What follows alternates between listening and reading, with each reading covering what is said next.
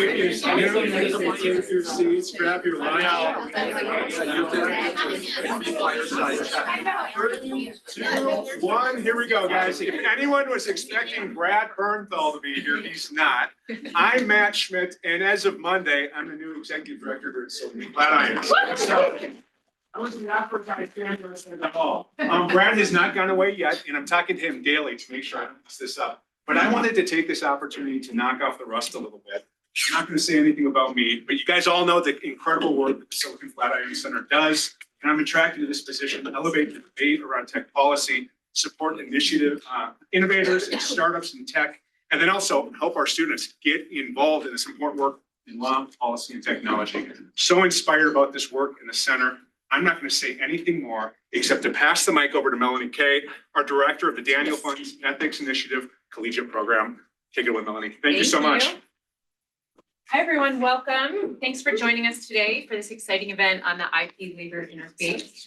My name is Melanie Kay, and I've been working with Silicon Flatirons to create this ethics series where we examine topics at the intersection of ethics, technology, entrepreneurship, and public policy. This series is possible thanks to a partnership between Silicon Flatirons and the Daniels Fund Ethics Initiative Collegiate Program at Colorado Law, and would not be possible without the hard work and dedication of the incredible Silicon Flatirons team, including our outgoing fearless leader, Brad Bernthal, our incoming fearless leader, Matt Schmidt, Nate Mariotti, Shannon Sturgeon, Christine McCloskey, and Sarah Schnittgren. Thank you to all of you for always being so phenomenal to work with. For today's event, we're thrilled to welcome Xiyin Tang from UCLA Law, along with our in-house experts, Casey Fiesler and Blake Reed here from the University of Colorado. This event tees off a larger conversation ahead of tomorrow's conference on AI and the future of copyright politics. So for our students, you can loosely view today's talk as a primer for that, which we encourage all of you to attend. We have a QR code about that event behind our speakers here, where you can register. We also hope that you'll attend Monday evening's event on the future of legal work in the age of artificial intelligence.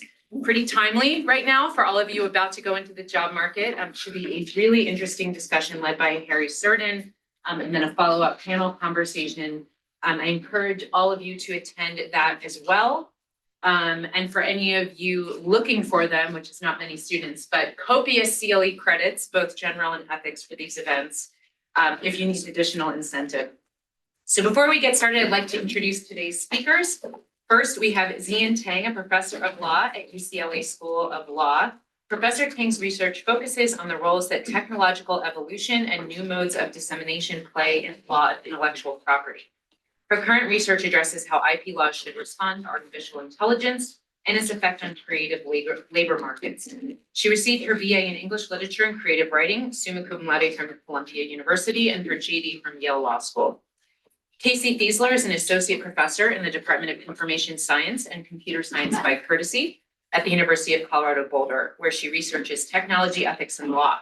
She holds a PhD in human-centered computing from Georgia Tech and a JD from Vanderbilt Law School, and is on the legal committee of the Organization for Transformative Works. Blake Reed is an associate professor and faculty director of the Telecom and Platforms Initiative at Silicon Flatirons Center. He researches and teaches in the area of telecommunications, internet copyright, and disability law. From 2013 to 2023, Professor Reed directed the Samuelson Glushko Technology Law and Policy Clinic, working with student attorneys on a wide range of law and policy issues before a wide range of agencies, courts, legislatures, and other bodies. He received his BS in computer science and his JD from the University of Colorado and his LLM from Georgetown. Thank you again for joining us today, and welcome to our speakers.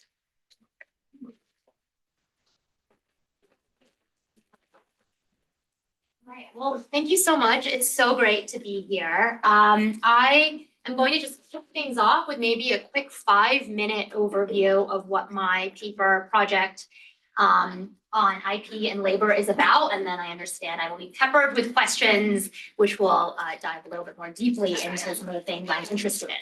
So broadly speaking, my project, Intellectual Property Law is Labor Policy, I think filled what I view to be a gap in the literature, which had historically viewed copyright as a two-dimensional battle diametrically pitching two sides, one being rights holders, those who own copyrights, versus copyright users or general members of the public.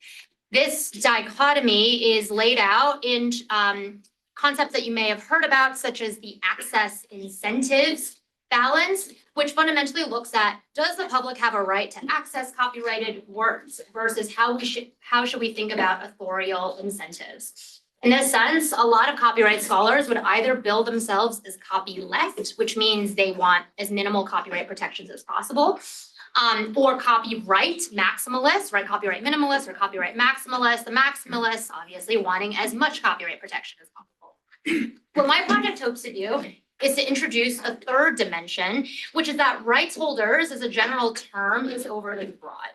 Namely, within the copyright system, what we think of as one lumpy project, rights holders, can actually be broken down into two different parties with two very different interests. There are individual creators who sometimes own copyrights in their works. Other times, they may start out owning copyrights in their works and then assign it over to large corporate firms. Or in the third case that I discuss a lot in my paper, they may actually be the creators of the work, but through a doctrine known as work for hire, the law treats them as basically owning zero rights in the work at all ab initio, right? No assignment at all and no ability to engage in what's known as termination, which I'm happy to talk more about in the Q&A. And then really what copyright policy has come to do is benefit this other party, what is often called intermediaries, but which I call in my paper copyright firms. These are large companies that everyone's heard of: Warner, Universal, Sony, Disney, all of which basically own these giant portfolios of copyrighted works. In my view, the battles over AI lay bare how the rights holder term as one lumpy entity is far too broad to capture the differing interests that individual creators, who are the ones making the works, might have versus the actual, oftentimes corporate owners of those works, the intermediaries. And why do I think labor is a helpful frame to view all of these battles through? Well, I think that if you look at the meaning of labor by how employment law scholars look at labor, it's not just a term that's meant to refer to human workers. Okay? It really is about correcting bargaining asymmetries. That's how labor law scholars and that's how law and political economy folks would describe the very purpose of labor and employment law. Is it's meant to correct bargaining disparities between individual employees. Oftentimes in the creative industries, they're also independent contractors who might unionize, versus large corporate entities. That's really what I mean by labor law. Now, with the rise of AI, labor has all of a sudden become a hot topic. There's a lot of people talking about labor. Questions like, does copyright law protect human laborers from being supplanted by machines? I think that's fine as a general matter, but I'm not as interested in this notion of labor, what some employment law scholars might call the folk sense of labor, which is the law should protect people who've spent a lot of time doing something, right? That is what IP parlance has often referred to as labor. It's there in concepts like Xiyin, which you might have read about in your intro to IP course. Xiyin labor is this concept that I put a lot of work into something, so now I get property rights over it. Concepts like sweat of the brow, right? You might have earlier read cases in which it might seem unfair that someone who spent a lot of time compiling a phone book doesn't get any rights in it. That's what IP scholarship means when they talk about labor. That's not what I mean when I talk about labor. What I really mean is really that traditional employment sense of how has IP law traditionally mediated against the rights of two parties who are so often lumped together in the discourse as rights holders, which is individual creators versus corporate firms. Now, even though the scholarship, I think, has been pretty dichotomous in saying either we want more or less copyright protection, either rights holders are bad and evil because they want to expand copyright, or they're good because they're the ones doing the creation, I don't really think it's that simple. I think if you dig deep into what IP doctrine and theories of the IP firm has done, what you'll see is that IP law, by which I mean common law and statutory law and the way that scholars talk about it, IP law has actually long mediated between the rights of these parties, between individual creators and the firms that employ them. It does so through doctrines like work for hire, which I mentioned earlier, deciding who gets rights in the work. Is it the employer, or is it the independent contractor or creative employee who's actually done the creation? It's done so through doctrines like the termination right, which was specifically enacted by Congress to correct for bargaining asymmetries in which individual creators initially might be coerced into signing away rights to their work for a penny, only to have that work, come into millions of dollars through exploitation by a company like Disney. Do they get the right to recapture ownership over that work later on? It does so through areas like in trade secret law, the ability to police where and how employees or former employees go to work. Specifically, the former FTC regime under President Biden had issued a nationwide ban on non-competes, meaning that you can't, as a company, foreclose an employee from leaving to go work for a competitor.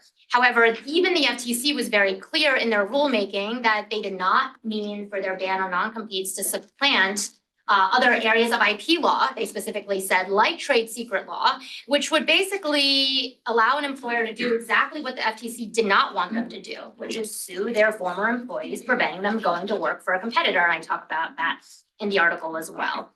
I'm happy to talk about any of that, more of that. I have some other examples in my paper, but I look forward to the discussion. Wonderful. Thanks for the excellent start. And I want to kind of start at the beginning of where you kicked us off with theories of intellectual property. We talk about utilitarianism as kind of the root of intellectual property law in the United States. And you talk in your paper about the idea of risk that authors bear and how utilitarianism is supposed to fix that and how that's all wrong and labor law gives us a better version. Can you explain, how does risk factor into our conversation? Yeah, so the dominant utilitarian theory of IP basically says that authors, individual creators, are only important in the IP system insofar as they are necessary to generate creative works. So utilitarianism is ultimately a consequentialist doctrine in the sense that what we really care about are the works themselves. And up until very recently, obviously with the advent of AI and wholly autonomously generated works, creators were the only means by which we got there. And so for a long time, IP theorists and doctrine and scholarship has really mainly focused on creative works themselves, right? The creator is a means to an end, but we don't really care about the creator. What we care about is having the public be able to enjoy all these creative works. Now, what I talk about in my paper is a phenomenon that I don't think has been captured very adequately in the scholarship, which is how this theory, this dominant theory of IP rights, has actually fueled the growth of these giant corporate firms who hold mega portfolios and have become vastly concentrated. Now, copyright scholars have written about the concentration problem. I think a lot of copyright scholars are worried about concentration. They point with concern to the fact that we only have 3 record labels, major record labels. We have 3 major music publishers. Disney is gobbling up its competitors. They've obviously acquired 20th Century Fox. They acquired the Marvel Cinematic Universe. David Ellison, who used to own Skydance, now owns Paramount, who wants to buy TikTok, who wants to buy Warner, right? There's all this concentration in the industry. What I think no one's really paying enough attention to is that utilitarian theory actually got us there, because utilitarians say, well, we only really care about the work, right? We don't really care about creator welfare or what it's like for an individual creator to be bargaining in an ecosystem where there's only 2 major employers in the entire industry. And so what you care about is works, then why wouldn't you want a bigger firm? Bigger firms are better at producing works because they have more money, cash, right, to blow on works. Bigger firms are also better because they can spread risk, right, that you mentioned risk, Blake. So they can spread risk across many different projects. This notion that creating content is very risky. We don't know what's going to hit. So why wouldn't you want a giant company like Disney to be able to spread risky projects across their giant portfolio so that they can take risks on some smaller projects and have, the one big project, the animated feature, basically subsidize all the smaller projects along the way, right? It's a very work-centered It's a very work-centered doctrine. And if you look at other areas like antitrust, which is really undergoing a revival right now, what antitrust scholars will tell you is we don't want big firms because the bigger the firm, the harder it is for the worker to bargain with the big firm. So I think it really puts the consequentialist IP framework of utilitarianism really at odds with some other areas of the law that are actively working to redress concentration. So how do we square that with the Constitution, right? We have the Progress Clause that tells us this notion of utilitarianism, that we want to get works out into the world to serve the interests of progress. Where do we locate the interests of creators and of labor in the Constitution? Yeah, so, right, I think the dominant utilitarian theory definitely, people have located it within Article 1, Section 8, Clause 8, which typically says that you are only permitted to grant this copyright monopoly to authors for a limited time for the purpose of the progress of science, right, products of the mind. And so that's been read as the quid pro quo. But of course, I would argue that AI throws a wrench into this entire endeavor because, as we know, training requires access to a lot of high quality data. There's a lot of early evidence that training on synthetic data, right, not data that's wholly generated by the machine rather than human authored, has resulted in degradation of systems and vast hallucination problems. So what they really need is actually a lot of good human data. Now, what are going to be the incentives for human beings to create if at the end of the day, their works are going to be ingested into a system that refuses to pay them anything if it's deemed to be fair use, which I'm happy to talk about later. I don't really focus on fair use in my paper that much. But I have a current project that talks about fair use, right? But what are really going to be the incentives of human creators to sit down and write that project if A, they know that it's going to be used in training that doesn't pay them, and B, the training is done with the express purpose of creating lookalike works that are ultimately meant to displace the human creator. So if we're thinking about AI, something that Blake and I have talked a lot about actually is the weirdness of, often in terms of things like fair use, thinking about it as a David and Goliath kind of thing. Yeah. So as Melanie mentioned, I have a legal committee for the Organization for Transformative Works. It's like the non-commercial fan fiction writer versus Universal Music or Disney. Yeah. And now we have, Goliath versus Goliath. Yeah. OpenAI versus Disney. And so I'm curious what you think of, if we're thinking about these like current sort of artist lawsuits, for example, you have like Getty Images on one side or Disney on one side, but we also have this group of like independent Instagram artists. How do you think that IP as a labor policy helps us think about maybe their lack of bargaining power in this whole situation? Yeah, I mean, it's a really good question. So, I have another paper I wrote a couple of years ago about the use of the class action device as a licensing tool, and that came out before all the AI lawsuits. But basically, the main point of that was that if you look at a lawsuit like Disney bringing a lawsuit against Midjourney, the image generation tool, right? That's not styled as a class action. Disney is a single entity that owns millions of copyrighted works in its portfolio. If that case settles or if it were to go to trial, if Disney were to end up winning, they get one payment, and probably there will be some kind of licensing opportunity where Disney will agree to license out everything in its portfolio. But the use of the class action is very interesting because really what the class action device is doing is aggregating millions of individual rights holders, each of which have very little bargaining power on their own, each of which would never have the tools or the capital to hire a well-funded law firm like Sussman Godfrey, this plaintiff side firm, but very expensive by the hourly rate, who's representing all these plaintiffs in the class actions, right? So Sussman does class actions because they get these massive contingency fees based off of the success. And that's really what enables all these little individual creators to be represented. And so I argue that the use of the class action, A, benefits individual creators, right? Because they would never otherwise have access to the justice system. But B, it also acts as a licensing device because a lot of people talk about like, well, there's no really feasible way that an LLM would be able to license all the millions, hundreds of millions of works in its system. Actually there is, because if you settle the class action, for example, that settlement operates as a blanket license. It covers every single work that is part of, the millions of class action plaintiffs, right? They have an opportunity to opt out. If you don't opt out, you're in the class, you lose your rights to sue later on. And I'll just add, people talk about paltry payments. I think one of the big knocks on paying for training data was, well, they're only gonna get a few cents per work, so what's the point?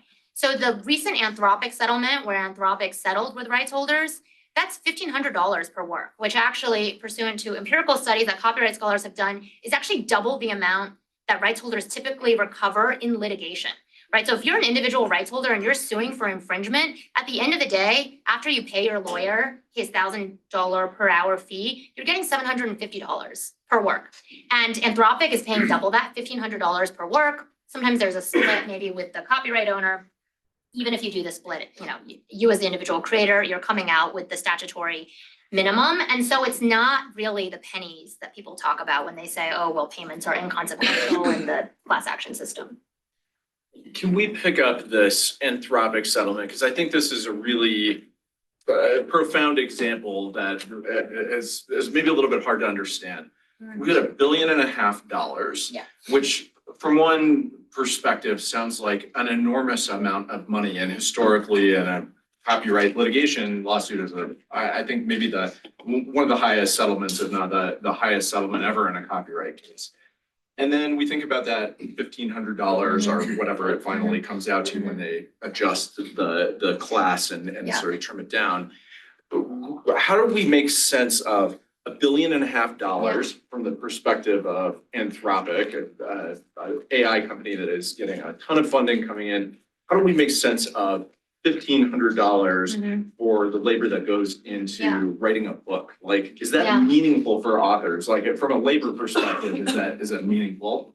Yeah, I mean, I think the idea is twofold. So, it makes it more expensive to train, right, on human authored works, which means that the incentives are going to be different. If it were free to train on all the creative works that exist in the world, why wouldn't you just ingest it all into the system and see what hits? If there's a cost on training, I'm more worried about the cost that it imposes on Anthropic than I am necessarily that concerned about the $1,500 for the following reason, right? So if it imposes a cost on Anthropic, they're gonna have to do the math and say, is it really worth it for us to train on human authored works? What if it turns out, and I think early evidence shows, that the most lucrative uses of these LLMs are actually going to be for situations in which you don't need creative works at all, right? We can use LLMs to diagnose disease. A lot of doctors have been doing it. It's very helpful. Those LLMs are trained on what's known as like these patient case studies, CPCs, which are these conferences basically that are highly factual works, not creative works, where doctors get together and talk about medical diagnoses. And those there's a tool called CA Bot that does this. Those are licensed from the New England Journal of Medicine, all the CPCs that they publish. Factual works, cheaper, huge payoff, right? Because it's helpful for both doctors and lay people to be able to diagnose disease. So in this case, if you're putting a cost on training and differentiating between, well, if you train on creative works, the cost is say $1,500. If you train on these CPCs, which, are published in these medical journals that were distributed open access or cheaply, it's going to be cheaper and the payoff is going to be bigger at the end of the day, because that's what people actually want. People want chatbots so they can have an online therapist and have companionship and be able to diagnose their disease, all of which maybe you don't need creative works for. You don't need as many creative works for. That's going to create a disincentive to try to do the arms race for, am I going to create this cool tool so that users can just generate videos of Cartman? And if that's the case, then creative workers are less likely to be displaced at the end of the day because the money is not going there, right? The money is not going towards making videos of Cartman. The video is going towards medical diagnostic tools. Do you think that so if we're thinking about creators without necessarily corporate backing, for example, do you think that class action, like let's say there was a class action for everyone who has ever posted a photograph on Instagram. Yeah. Like, do you think that that's the only sort of mechanism towards towards sort of like labor justice for those folks? Or do you think maybe there are other pathways, either, types of copyright reform or maybe some collective action? Or should we be, looking for the law firms who want to take on people who probably wouldn't have made money from their work in the first place? Yeah, I mean, I definitely don't think IP law is the only answer. I think it needs to work in concert with other areas of law. Antitrust, I mentioned earlier, which is seeing a resurgence. That's work, antitrust law is concerned with market concentration and concerned with breaking up firms that have gotten too big. That's very important, obviously, for bargaining power. And I think the interesting thing about that area of law is they are, for a long time, antitrust too, like IP, has been focused solely on outputs, right? What's the output of the firm? Don't really care about the firm's impact on labor supply, on upstream inputs, but really more about the output. And now you have this whole revolution in antitrust law where really what the regulators are looking at, or we're looking at under the Biden administration, is how large firms or the growth of large firms can affect labor bargaining position at the upstream side, on the supply side. I also have a new piece, talking about internet creators, basically, called Creative Labor and Platform Capitalism, where I also talk about how IP can be a complement to other areas like strengthening labor bargaining, right? So you could actually enact laws that are more sui generis in protecting labor, that is not couched in increasing property rights through the IP system, but California has done this already, where they passed a bill which basically gives incentives to firms to hire human workers. And the more human workers they get more of a tax incentive. So you can think of it in terms of giving out tax incentives. You can think about it in terms of strengthening labor bargaining positions. So there's currently a move to unionize more internet creators. YouTubers are doing this as well. They want to unionize. These are all kind of issues that come up when you think about platform power, not necessarily totally in the AI space, but running parallel to it. So can we shift to thinking about how these notions about labor and labor policy and labor values fit into copyright doctrines? And I think the two that we could talk about are fair use and copyrightability. How should we be thinking about whether we afford copyright protection to AI-generated works, or works that are generated with the help of AI?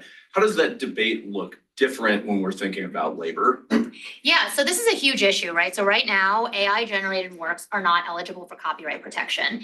The Copyright Office has been very clear about that. You have to disclaim material that was created with AI, and that those parts of the work would not be eligible. So obviously, if you have a whole scene in a movie that was generated with AI, but the rest of the movie was, made with a cinematographer and a director, a human, then you would have to disclaim that single scene. Obviously, if you have an entire movie made with AI, which is now what Hollywood is experimenting with, there was a story that came out just last month that said that there's a studio now, an indie studio that wants to use, I think it was Mid-Journey, to maybe make the whole movie, or Sora 2, one of the video generation tools. And so right now there's a serious disincentive for Hollywood studios to make wholly AI-generated movies, because you can't protect it as IP on the back end. So why would you ever do that, right? The most valuable thing for studios is their IP.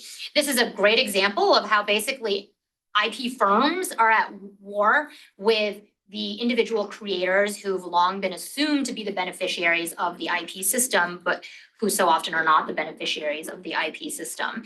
Because if we are to flip to a world in which AI-generated works they are protectable by copyright, which I think is not that far off. I don't think we're very far off from that world. There's pending litigation right now that basically argues that AI-generated works should be protectable as work for hire, that doctrine I mentioned earlier. The machine is the agent of the human being who entered the text prompt, so it should be protected.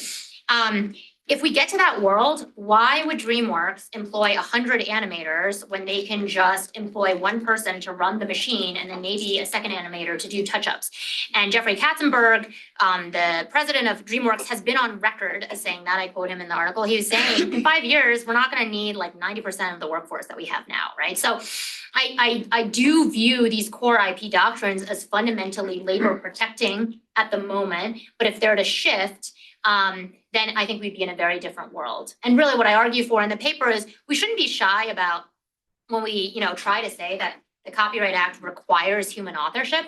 I don't think we should do somersaults and try to locate it in other areas of doctrine. I think we can be quite clear and say there's these other areas of copyright where Congress has been explicit about protecting individual creators as against the copyright firm, like in the termination right. We can do the same thing by cementing the human authorship requirement in the statute without having to resort to, I talk about cases in my paper without resorting to these common law cases about like the protectability of monkey selfies, right? I don't think those cases are necessarily analogous. I think we can just be honest and say this is another tool to preserve the bargaining power of the individual creator.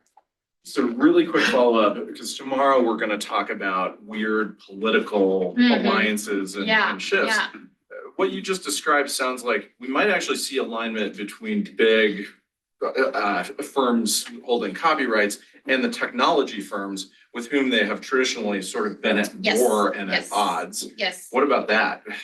Yeah, so what I think we're in a very interesting moment because this has been a long fascination of mine that I've explored through many papers, which is, I kind of grew up in the era of free culture, that iconic Larry Lessig work from the 2000s. This was like the era of Napster, when everyone was downloading music and people believed that music should be free and run like water, and the content companies were horrible. I mean, that's really the vein that I was educated in. And if you asked any college student in the 2000s, like if copyright was good or bad, I think everyone would have said terrible, horrible, like we should free up all the content, right? And so what I really think we're seeing now is this fundamental realignment in values where people view labor that is extracted from the creator as exploitative, and that what the platforms are doing, who were formerly viewed as these liberators, like Google, when I was growing up, was viewed as a liberator against the big evil content companies like Disney and Universal, because they were there to set free all the content. They didn't have the market positioning that they have today. Blake and I were talking about SOPA earlier, right? Google rose up to free the internet because the content companies wanted to pass this law that was going to lock down our ability to access culture. And it was framed in terms of like, we want free culture and access to all the good cultural things, or do we want things to be locked up and made terrible by these evil content companies?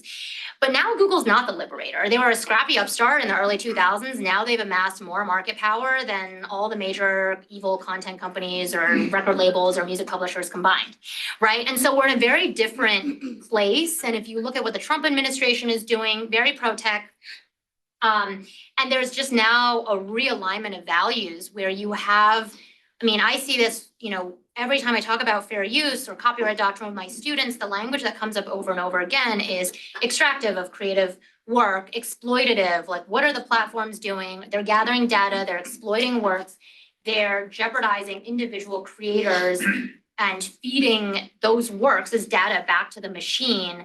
And you don't see the political alignment playing out in the same way either, because obviously the most anti-tech folks were the Democrats under the Biden administration. They had this very anti-tech agenda in antitrust law. And now we've flipped over to this new administration, which I was saying earlier, the big rumor on the Hill from my lobbyist friends had been that Trump was going to issue an executive order, basically just decreeing training to be fair use. I don't know why he walked it back. He has a lot of ideas that he kind of discards, right? But that kind of flowed in line with the general thinking.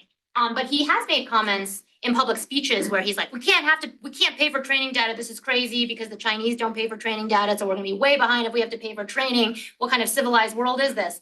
And so, yeah, you're really seeing a shift in political alignment. It is such an interesting point about free culture too, because I think a lot of folks who are, as you were sort of describing before, copy left and the sort of like rah fair use crowd, which I would have put myself into, now have quite mixed feelings about what's happening with respect to fair use, because turning everyone's data into a very for-profit, AI systems doesn't feel very free culture. Right. So I'm because you mentioned it earlier, I'm curious about your thoughts on fair use in this context and others. Yeah, I think it's okay. So, I guess the background on this is, right, like Google was supposed to be liberating us from these gatekeepers, because back in the day, we had the main media channels bad, and we had the main record labels bad, and you were supposed to be able to bypass all of them by broadcasting directly from your living room on YouTube. And YouTube started out as no monetization, all amateur content, right? This kind of free-for-all, unwalled garden. That is not the YouTube that we live in today. A lot of us pay for YouTube subscriptions. Their creators are compensated, they're professionals. There are no amateurs. The content is monetized, turned into ad revenue, split with the creators, but how those creators make a living has now come front and center, right? And so, I mean, in some ways, you know, that's the subject of that other paper I have, Creative Labor and Platform Capitalism, kind of looking at the shift in YouTube from its early days as a not-for-profit, amateur, you know, anything goes world of content to this very huge, I mean, there's a creator economy that's projected to reach $500 billion in the next few years. This is not, right, the not-for-profit world that the early YouTube was in. And in some ways, like one of the responses I got to the paper was like, okay, well, capitalism always wins. So like maybe it seems inevitable that all things move towards corporate concentration and the capitalist enterprise. But I don't think any of us living in that old world foresaw that when we kind of viewed Google as supposed to be liberating us from the old gatekeepers, but now, you know, everyone's a cord cutter. So Google, YouTube is the new gatekeeper because people have migrated off the old platforms onto the new, you know, single channel place known as YouTube. So what does it mean for concepts like fair use or things like Creative Commons or open source? Very hot topics. And so if you look at recent debates, for example, in the open source community, right? A lot of people equate open source with free, and just because the name sounds free and free to take, open source coders were posting their content for free, sharing it willingly with other coders on platforms like Stack Overflow. And then it turned out that Stack Overflow entered into a licensing agreement with an LLM without compensating any of the coders. And the coders erupted in this huge fight to say, we do not want our code used as training data. So kind of laid bare this notion that even people who were willingly giving away their content for free never meant free to take in all senses of the word, right? They meant free in the sense that they wanted the content to be shared within this certain community ethos. But I think fundamentally tech extraction violates that community ethos. All right, I have one last question, and then we're going to go to the audience, and we'll go to students. And by the way, I see some of my copyright students in here. Just because you're sitting in different seats than you usually do, I know where you are. So get your questions ready. But one last one is, I think I saw our friend Sarah Zhang sneak in, who is famous for the saying that copyright law is the only real law on the internet. And maybe one advantage to talking about these labor values in copyright is that like copyright exists and we're in a tough spot because of where things are in DC. On the other hand, you've made some allusions to both labor law at the state level, to antitrust law, to other bodies of law. If you're a law student who's getting ready to go into this world and cares about these issues, where do you go? Do you go be a copyright lawyer? Should you go be a labor lawyer? Should you go be an antitrust lawyer? What advice do you have for students that are thinking about these issues? Yeah, I mean, I think I mentioned antitrust. I think that's where all the very interesting stuff is happening in terms of A, interest in protecting labor markets, and B, in tech regulation. And I only say that because copyright, I mean, maybe it'll have a resurgence. I hope it will. I mean, I'm writing this stuff because I'm hoping that it'll take a different tack from the way that it's been going for such a long time, which is, again, either like copyright is terrible and we should free it all up, or copyright is good because it protects creators. This is what the content companies will say, by the way. When they lobby for more copyright protections, they will act like they're not even a corporation. They'll be like, think of the individual creator. But actually, all those individual creators that they claim they care about are creating those works for Disney as a work for hire, in which the creators have zero rights and will never have any rights. And so, I mean, that's just been the diametric battle that we've been engaged with. You know, self-interestedly, I would say, do copyright, do IP, right? Because this is where it matters. I mean, I think that younger people can really skew the conversation away from these diametric battles. I mean, these battles, by the way, were so viewed dichotomously, that there were entire books written about this, about the great copyright wars, right, between the copy left and the copyright minimalists and the copyright maximalists. And what I think is needed is a third path forward. But yeah, I think, and if you can complement it with other areas that care about this, like antitrust, then I think, it's a really great place to be in. All right, that is an excellent place for us to open it up. So I'm looking for the first question from a student. I'm gonna go to Max. Thank you, Professor Reed. Given the place of like scale and all of the way these tech companies operate, like the LLMs don't work without scale. They are obsessed with scale. They're the biggest companies on earth. How does labor like possibly respond to that in terms of like, given it's already a bargaining inequity between them and like a Disney or a publisher, how does that work when you're dealing with an OpenAI or a Google who's going to make arguments to Congress? It's like either everything or nothing. Yeah, I mean, I think it's an important question. So one of the examples I use in my paper that I think is very interesting is how the Hollywood guilds have responded to these developments. And so in 2023, the Hollywood guilds, they all have collective bargaining agreements with the tech companies who are now studios, of course, like Netflix and Amazon and Apple, all studios who are signatories to these collective bargaining agreements. When those agreements were up for renegotiation in 2023, AI was the singular issue that dominated every creator's mind. So what do you do to fight scale? You fight scale with scale. At least in Hollywood and LA, it's still very much a union town and the guilds still have a lot of power. So they all went on strike. It was kind of ubiquitous. You were driving down Sunset, you would see all the workers striking outside the Netflix office. They extracted concessions from the tech companies in promises not to use AI, for example.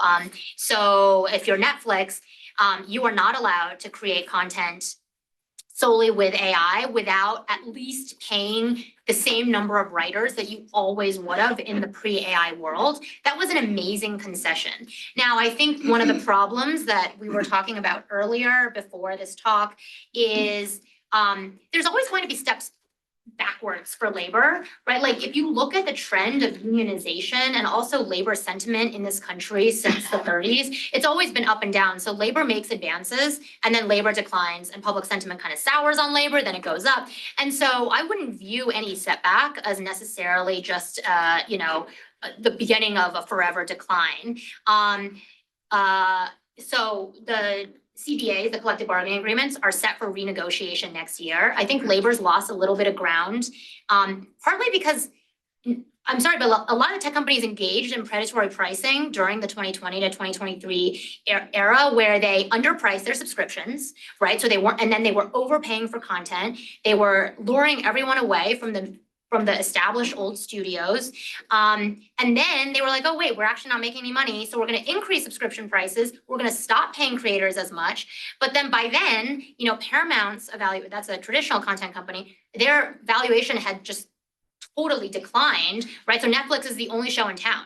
So now not as many projects are being greenlit. Creators are not working. There is talk that in the deal renegotiations next year, creators are just not going to have as much bargaining power because they want to work. And the last round of renewals was being blamed on the unions for asking for too much, right? But that's the classic cycle that you're always going to end up in, is anytime it's bad times for labor, it's going to be because you asked for too many concessions in the last negotiation. But I'm optimistic that labor has declined in the past way before AI ever happened, and it'll decline again, but it'll be on the upswing. Let's go to Kelly. Hey, thanks for being here. I'm also on the Kaminsky crew, so I wanted to ask more of like a policy question. I think what you described with YouTube is like a term of art for that is like enshittification, and we've seen that happen with Amazon and Netflix and that kind of thing. Do you foresee that sort of issue being handled better by antitrust or labor law, or like some mix? This is an open-ended question. I don't really know enough to like ask a more specific question. I just want to know what you think. Yeah, I think it has to be a mix. I think it has to be antitrust. I think it has to be labor law, right? Like I said, there's a lot of unionization efforts right now amongst online creators. And then I think it has to be IP on some level. So we were talking about, is YouTube going to be overtaken by AI slop? What would be better for all those companies is if the AI slop can stay on the platform wholly owned by YouTube. And so right now they can't do that obviously because it's not copyrightable. If that were to change, we'd be in a very different world. I talk in my paper about other examples where content is made worse, made shittier, in shittification, in ways that are wholly autonomously AI generated content. So what Spotify has been doing is they've taken they have, deep, vast treasure troves of content on what people like to listen, or data on what people like to listen to. So they've taken that, created a formula for, hey, we think people like, Spotify core, right? Like this certain type of formula. Then they will take that formula to people who are not actually working songwriters in the industry, but might have day jobs, but like on the side, maybe they feel like writing, pay them lower rates because it's less work for them and say, hey, we know you're not a full-time songwriter, but would you, and it's easy, why don't you write a song according to this formula and we'll put it on the platform, but we are going to wholly own it as a work for hire. So then Spotify ends up owning the fruits of that, paying those writers a lower working hourly rate, owning that wholly as a work for hire. So I think that tech companies would love that to be the perfect world in which they own all these wholly AI generated works as works for hire, but what's stopping them? That's IP. Thank you. All right, we got a question right here in the red shirt. Yeah, thank you for the talk, Professor. I had a question about platform power, but not in the sense of platforms paying the creator, but I'm thinking specifically about how if a content creator on YouTube is trying to fight a copyright claim, like somebody like Comcast brings a copyright claim against them, YouTube has a lot of power in that interaction as well. Yeah. So I wanted to get your thoughts on like, what do you think about private like forums, marketplaces like YouTube exercising such power over what should be a dispute between Comcast and the creator? Yeah. I have a paper on this. Okay, no, it's called privatizing copyright. So background is I spent a year working in-house at Meta, where I was responsible for negotiating these license agreements, these blanket licensing agreements. Everything in the paper is public. But basically, that's exactly right. So what happened is YouTube in that old world was relying on the DMCA safe harbor. It was a dispute purely between the content owner and the user in the sense that in the old world under safe harbor, the content owner would submit a takedown request to YouTube saying, hey, this infringes upon our copyright. The user would see the takedown request. They'd be able to dispute it. There are famous cases on this. Some of you may have read Lens versus Universal. Stephanie Lenz was a mom who was mad that her video was the subject of a takedown request, and she fought it as fair use, and she won. And the court held that YouTube has to consider the fair use defense when they are considering takedown requests.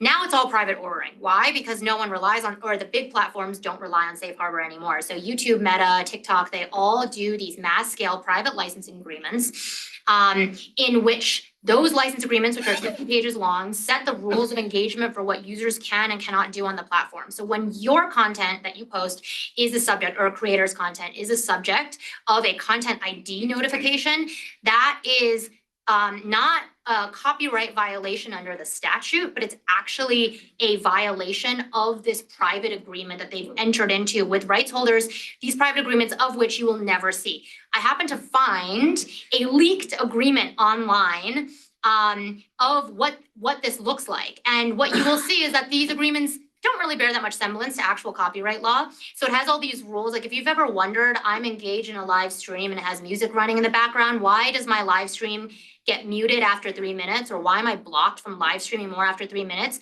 It's because the agreements have timeline parameters in place where it says you agree that if a user live streams content containing music for longer than X number of minutes, that the content will be blocked. And then if a user does it enough, they will be blocked from the site, right? But how are we supposed to know that? These agreements are all private. I mean, I think it's a very pernicious world that we live in, because then what you end up having, right, is exactly these platforms in concert with these large content owners making the rules of which we don't know what they are. We're not privy to them, even though we're allegedly the ones who are supposed to be following rules that are opaque to us. All right, noting that we are going to get kicked out of here in 1 minute, I want to do the sort of podcast thing and ask Professor Tang, where can folks follow you if they are interested in all of these papers that you were talking about? Where can they find you online? I don't know, SSRN. All right.